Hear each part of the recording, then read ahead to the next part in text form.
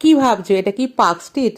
হ্যাঁ, পার্ক স্ট্রিটের মতনই সুন্দর করে আমাদের শ্রীরামপুরে এবার আলোয় ঝলমলে করে সাজিয়েছে। প্রত্যেকবার কিন্তু আমি পার্ক স্ট্রিটে যাই, কিন্তু এবার আর পার্ক স্ট্রিটে যাইনি, আমি শ্রীরামপুরেই আছি। সুন্দর আলো ঝলমল চারদিক করেছে এবং অনেক স্টল বসেছিল, বিভিন্ন রকম বড় বড় গাছ, সুন্দর সুন্দর স্টল বসেছিল। আর আমাদের যে শ্রীরামপুর ঘাট থেকে চন্দননগর ঘাট পর্যন্ত কিন্তু একটা লঞ্চ খুব সুন্দরভাবে সাজানো হয়েছে, যেটা কিন্তু পুরো ঘোরাবে এবং সেখানে কিছু অ্যামাউন্ট দেবে, খাওয়া দাওয়া সব ইনক্লুডেড আছে।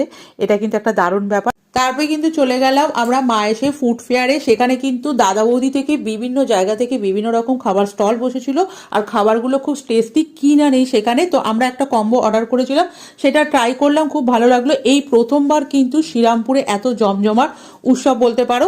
তো তোমরা কারা কারা গেছো তোমরা কিন্তু কমেন্ট করে জানাবে, আর যারা যারা যাওনি একবার এসে ট্রাই করে এনজয় করো। খেতে খেতে কিন্তু কেউ বোরও হবে না, কারণ এখানে ফাংশনেরও ব্যবস্থা আছে।